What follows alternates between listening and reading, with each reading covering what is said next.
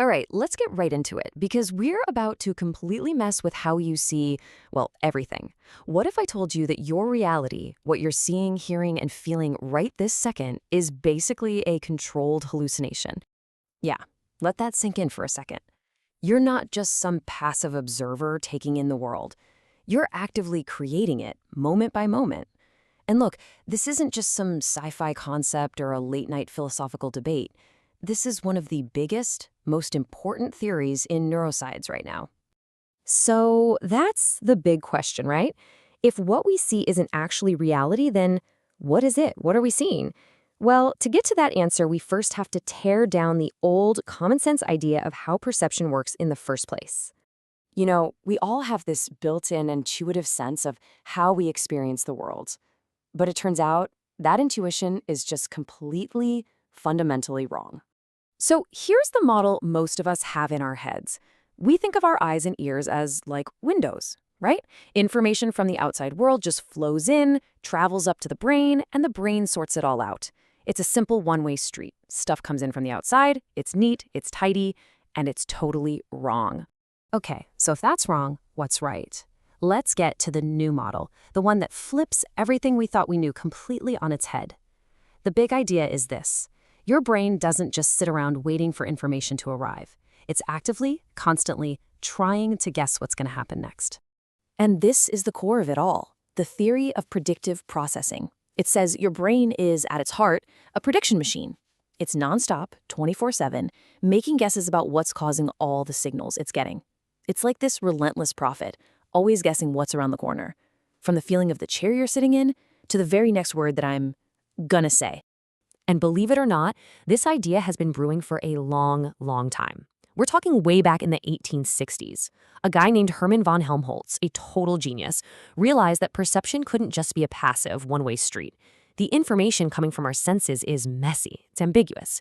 He figured the brain had to be doing some kind of unconscious inference, basically using what it already knows to make its best guess about what's out there.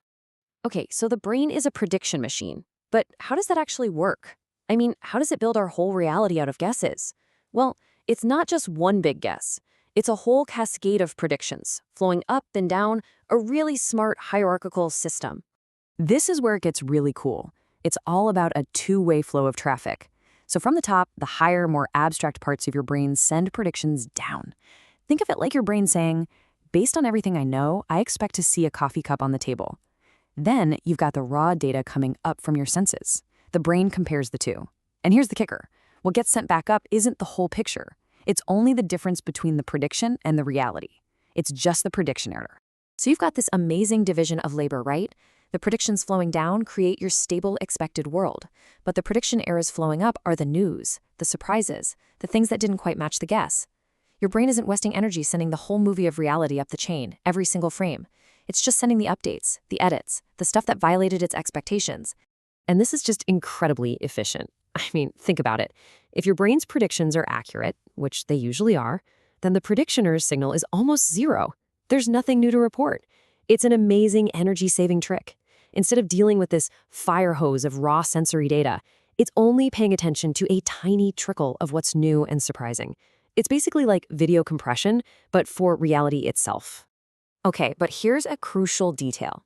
The brain doesn't treat every prediction error the same. It has to decide how much to trust them. This is called precision weighting. It's like the brain gives every signal a confidence score. So a really clear image in bright daylight, that gets high precision. The brain trusts it.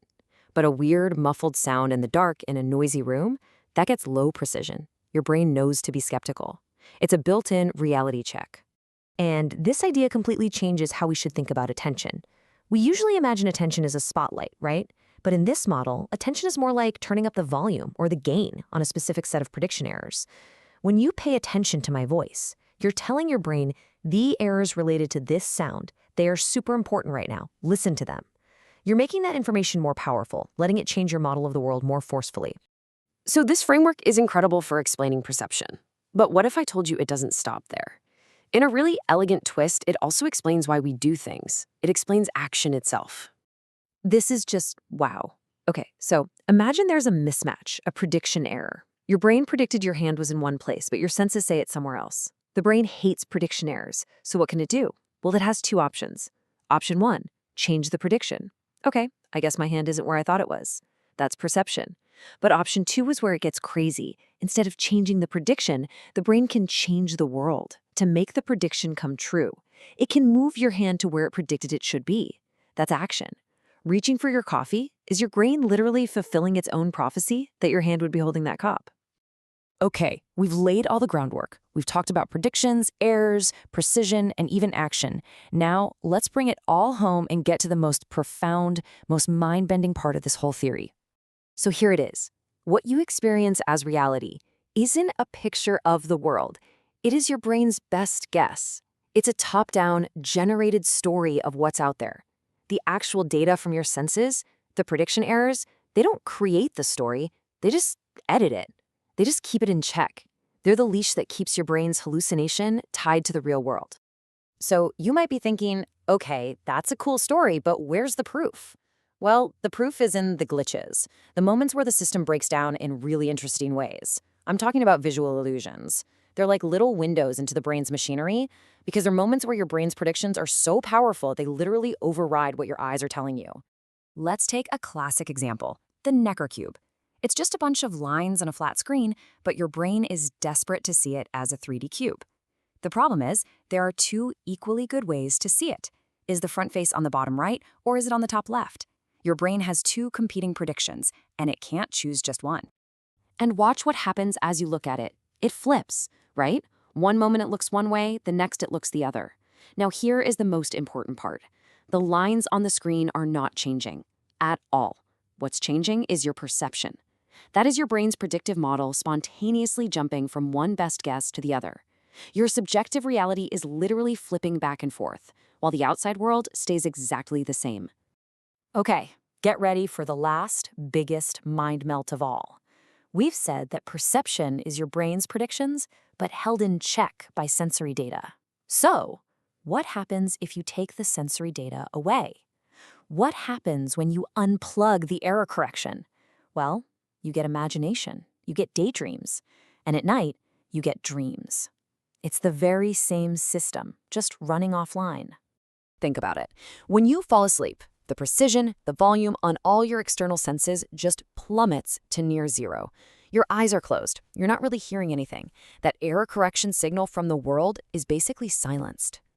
And without that leash to reality, what happens? Your prediction machine is free to just run. It generates its own world. The predictions are the perception. That's why dreams can feel so incredibly vivid and real. It's the same exact machinery that builds your waking world. But without the constant reality checks from your senses, it can spin off into all kinds of bizarre, wonderful, and sometimes terrifying places. So there you have it. The world you experience is a story told by your brain and only lightly edited by reality. It's predictions all the way down. But we've left out a huge piece of the puzzle: time.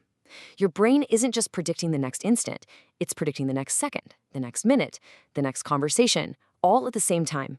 How on earth does it manage all those different timescales at once? Well, to understand that, we have to talk about frequency, and that is where we're headed next.